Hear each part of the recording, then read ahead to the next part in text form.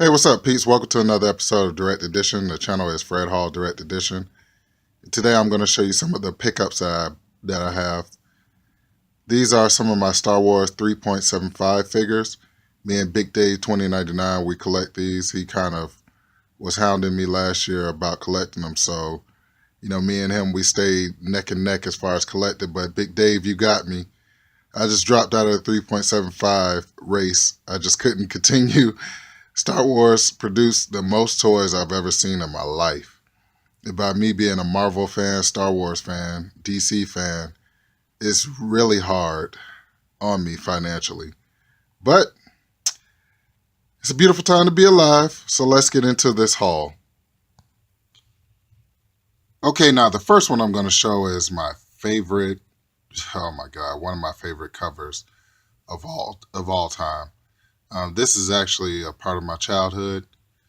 This is Todd McFarlane's run on Spider-Man. It's Tournament. This is where Kraven the Hunter actually has a wife. She's a voodoo priestess, and she somehow gets control of the lizard. And Spider-Man and the lizard, they fight. They fight really, really. It's like a real intense fight. And what happened was she poisoned Spider-Man. So, it's just a good story, man. Todd McFarlane and his run on Spider-Man, legendary. But if you get a chance, pick up this series. I think I have Spider-Man 1 through 30. And like I said, this is typical 90s, part of my childhood. I'm not sure how much these books price out to, but who cares? When books spark nostalgia, it's important that you go ahead and pick them up. But this is one of my favorite covers, if not the definitive favorite cover of all time of any comic book that I own. And so keeping up with talking about McFarlane's Spider-Man, here's the number one. It's not in a poly bag, but hey, I still picked this one up for $1. If you would notice that during McFarlane's run, it was an ongoing joke about how many spiders would be on his covers. So I never went through and actually counted, how many spiders it was. But I love this cover. So I have not only this cover, but I also have this cover. I also have this cover, which I love. Oh my God, I freaking love the Spawn cover. And I also have another one of the Spawn covers.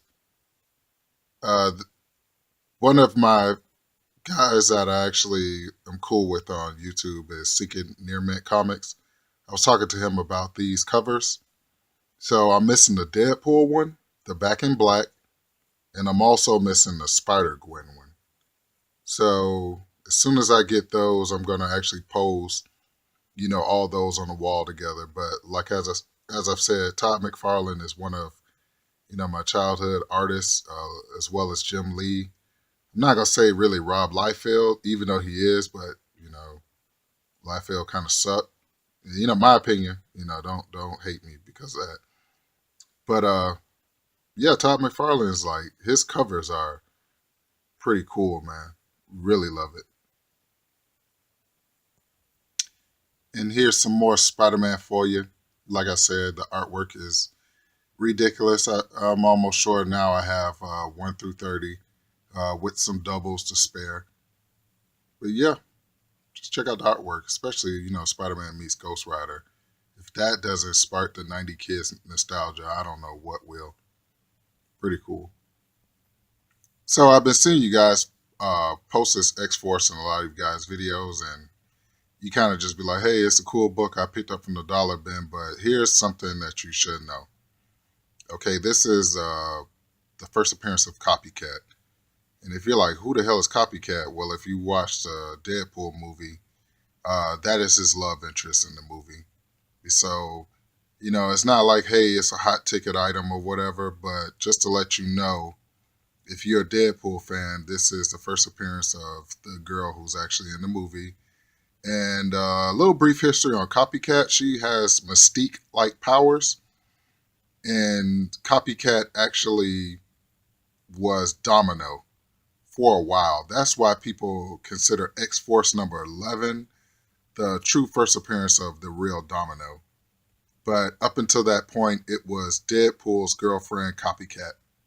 So be on the lookout for this book. It's not, like I said, it's not a hot dollar item. But at the same time, too, this book is a pretty good book to have in your collection. And so, keeping up with the scheme of X Force, we also have this X Force, which is the number one, which is a pretty cool cover. You have Wolverine, you have Wolfsbane, you have X-23, and you have Warpath. Me and my friend Wendell, this is like our favorite run of the X-Men ever. Because it was just like so bloody and violent and so different. Like this was the Black Ops team that actually got the job done. With this team, it was very cool. And then when you got into the Uncanny X Force with Psylocke and Fathom X, oh my God, when they killed Apocalypse Solution, to me, those are the best runs of X-Men I've ever had in my life. I remember I actually called out from work and went home and read the X-Men Apocalypse Solution, and I was totally captivated, totally in my own world, and it was just like such a beautiful story and well written and just all the right amount of violence. So I can't not say enough about this X-Force team and the Uncanny X-Force. But not only did I get number one, but for you variant heads, I got the blood variant. Wow, look at that. I'm gonna take you in closely. I'm not sure if the glare is on there because sometimes that glare disappears when I actually look over the videos. Wow, look at the similarities in the covers. The one of the biggest differences is the mouths are more open on Wolverine and Warpath. This is me and Wendell's favorite, one of our favorite artists. This is Clayton Crane. Clayton Crane draws such a realistic style, but it's very hard to make out sometimes what he's trying to interpret in his artwork. But it's very, very dark and gritty, and I love it. But this one is considered the blood variant. So if you guys ever get a chance, there's two X-Force number ones. One is a regular cover, and the other is the blood variant. So as we discussed before, I told you I'm on like a Superman Doomsday run, and any books of that nature I can get, I will pick up. I'm not talking about like the Reign of Superman, the Reign of Superman, like the later ones, like with Cyborg Superman and stuff. I'm talking about more of the Superman Doomsday fight. So I was reluctant to pick this one up, but I did pick it up because it's such a cool cover. I think this is like my second copy. But yeah, I want to take it back to 1992. So just to let you guys know, this is X-Force number 11. Supposed to be the first appearance of the real Domino. It's the third appearance of Deadpool. This book is hot. So if you see it, pick it up. It was in the dollar bin, actually, when I was able to pick it up. So pretty cool. Any other Domino before this period was considered copycat, which is in the Deadpool movie, Deadpool's Girlfriend. So here's some pretty cool covers that I figured you guys would like. I'm not sure if the glare is in the way, but that's Annihilation Prelude. And then you also have Annihilation. I think that's like 4 of 6. Then a couple more. My favorite cover out of all of them is the Drax the Destroyer versus Thanos. I mean, like, look at that cover. This is way before Dave Bautista. And then the last one is Ronan the Accuser. I really love this art. If you get a chance, my suggestion would be to you is to get the Annihilation Omnibus. I had a friend who actually got it, and he let me read it, and it was a pretty good storyline. Annihilus was basically trying to take over, I guess what you would say, the cosmic part of Marvel, and Annihilus has always been a beast. So that's where Franklin Richards, birth is kind of connected to Annihilus. They went and got the cosmic rod from Annihilus to help Susan Storm give birth to Franklin Richards, which was a pretty old school Fantastic Four storyline. So, but fast forwarded back to like 2006 or 2008 when this came out. I think it was like 2006 when this Annihilation Wave came out. He gave a shot in the arm to everybody on this front cover right here, which is basically like Silver Surfer, Nova, Ronan the Accuser, Drax. You know, this is where, if you're a Guardian of the Galaxy fan, this is where your newer team kind of started. So it even gave Super Skrull, who's an obscure character, it even gave him a shot in the arm. So I love my Annihilations. Every time I see them, I pick them up. But I was saying, pound for pound, this cover is like the baddest. That is so badass. But yeah, I just wanted to show you this. Doo, doo, doo. So another book I wanted to show you guys was this Amazing Spider-Man. It's actually a very cool cover. For some reason, this book is hot. So anytime you see it, make sure you pick it up. I've had this book for a while, but I was just running across it as I was going to do this video. So I said I'll just throw it in the video. Pretty cool cover. I think I remember picking this one up for maybe like $1.50. Glad to see that it's catching steam. And yeah, pretty cool cover. So getting back into the dollar bin finds, this is Ares #1. It's a 4-part series. Excuse me, it's a 5-part series. And this is the first appearance of Ares, who was killed in the most devastating way. Oh my God, it was so nasty the way Sentry killed him. But Ares was part of the Dark Avengers. He was, I guess, their answer to Thor. Like I said, Sentry killed him in the Siege of Asgard. So if I get a chance, I'll try to post a picture of it. Blood and guts everywhere. But pretty cool find for $1. Ares #1. Now you guys actually understand why I have the Star Wars 3.75 figures put up. Because we're getting deeper into the main events. And as we go deeper into the main events from now on, I think it's just Star Wars from here on out. So this is one of my Star Wars paperbacks. It's Star Wars Legacy. It's broken. The guy in the middle is actually one of Luke Skywalker's like grandkids. I think his name is Caden Skywalker. And it's pretty cool because he ends up kind of being like a Han Solo character on drugs. And Luke's Force Ghost comes and talks to him, and then he, straightens up. And he fights the new Darth, the Lord of the Sith, who is Darth Krayt. Now, from what I'm understanding, Darth Krayt was actually a human who was raised by the Tusken Raiders. And I know it's one book that I want to get where Obi-Wan comes and confronts Darth Krayt before his time as being Darth Krayt. He comes and confronts him about his ruthlessness, because Darth Krayt is actually, as most of your Sith lords are, he's a former Jedi. So, before you get into Star Wars, I'm just letting you know that it's a pretty expensive hobby. It's a lovely universe. I mean, I love my Star Wars fans because, anytime you see a Star Wars movie, anybody put in a Star Wars movie, a character, is going to have a history behind them. So they never just show anybody in the Star Wars universe without having a pretty good background built around the character. And that's what I love about this Star Wars paperback, is that it introduced me to Darth Krayt, and also introduced me to Caden Skywalker. So here's a look at the back of the book, The Broken Legacy. His name is Cade Skywalker. I hope I pronounced that correct the first time. If I didn't, forgive me. But yeah, this is the book. This is the back of the book, which is pretty cool. This is when Dark Horse had the Star Wars universe and under their belt before Marvel. So pretty cool. So as we get closer to our main event, I wanted to show you one of my favorite Star Wars books that I've ever picked up.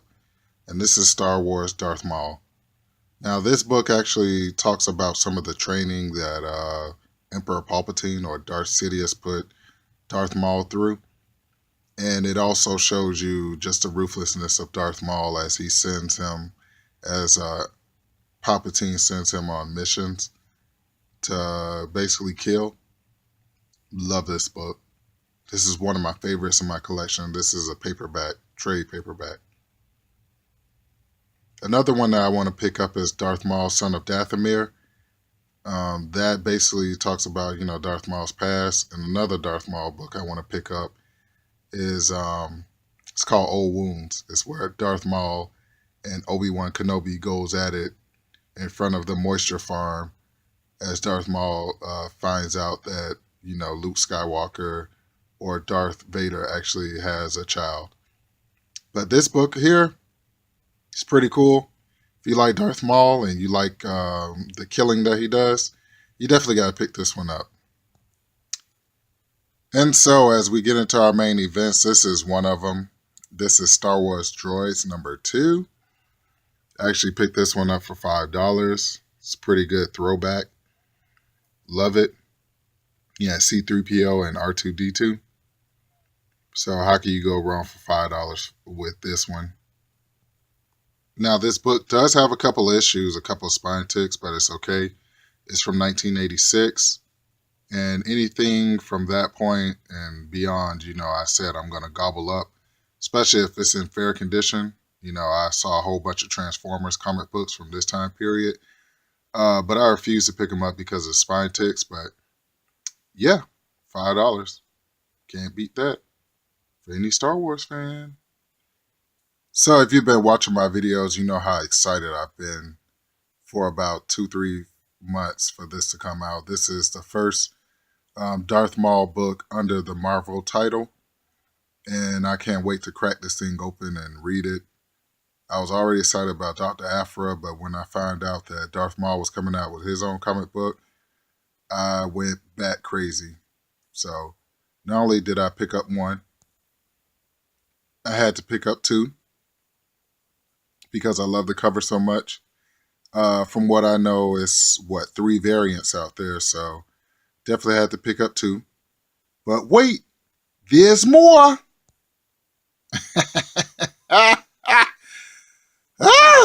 I had to pick up this 3rd one. Oh my God, I am so happy. Look at that one in the middle.